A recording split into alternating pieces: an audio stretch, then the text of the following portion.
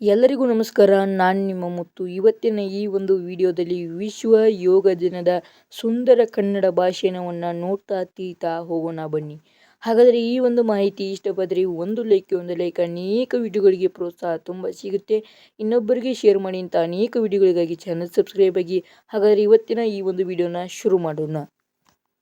ಗೌರವಾನ್ವಿತ ಮುಖ್ಯ ಶಿಕ್ಷಕರೇ, ಆದರಣೀಯ ಶಿಕ್ಷಕರೇ, ಉಪಸ್ಥಿತರಿರುವ ಗಣ್ಯರೇ ಹಾಗೂ ನನ್ನ ಪ್ರಿಯ ಸ್ನೇಹಿತರೆ, ಎಲ್ಲರಿಗೂ ನನ್ನ ಹೃತ್ಪೂರ್ವಕ ನಮಸ್ಕಾರಗಳು.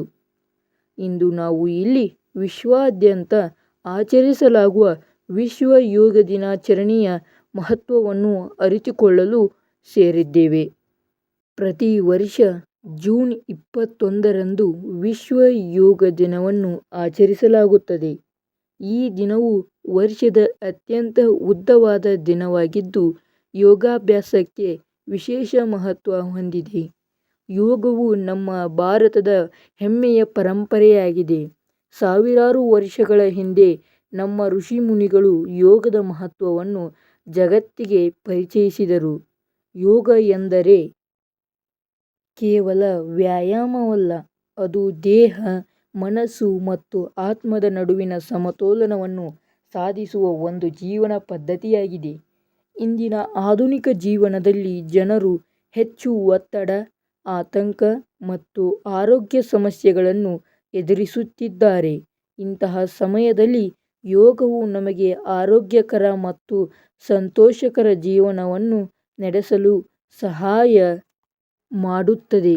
ಪ್ರತಿದಿನ ಕೆಲವೇ ನಿಮಿಷಗಳ ಕಾಲ ಯೋಗ ಮತ್ತು ಪ್ರಾಣಾಯಾಮ ಮಾಡಿದರೆ ದೇಹದ ಶಕ್ತಿ ಹೆಚ್ಚುತ್ತದೆ, ಮನಸ್ಸು ಶಾಂತವಾಗುತ್ತದೆ ಹಾಗೂ ಏಕಾಗ್ರತೆ ವೃದ್ಧಿಯಾಗುತ್ತದೆ. ವಿದ್ಯಾರ್ಥಿಗಳಾದ ನಮಗೆ ಯೋಗದ ಮಹತ್ವ ಇನ್ನಷ್ಟು ಹೆಚ್ಚಾಗಿದೆ.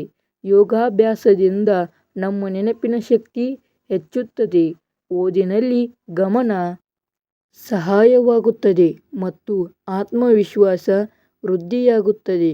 ಮೊಬೈಲ್, ಟಿವಿ ಹಾಗೂ ಸಾಮಾಜಿಕ ಜಾಲತಾಣಗಳಲ್ಲಿ ಹೆಚ್ಚು ಸಮಯ ಕಳೆಯುವ ಬದಲು ಪ್ರತಿದಿನ ಸ್ವಲ್ಪ ಸಮಯ ಯೋಗಕ್ಕಾಗಿ ಮೀಸಲಿಡಬೇಕು.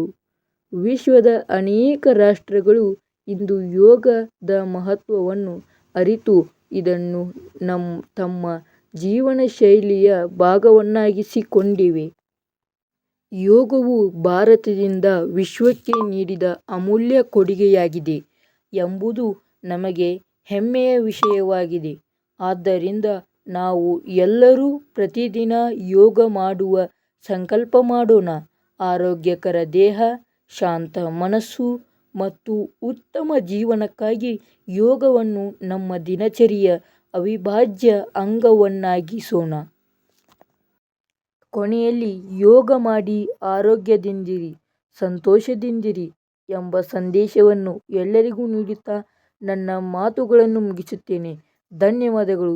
ಜೈ ಹಿಂದ್.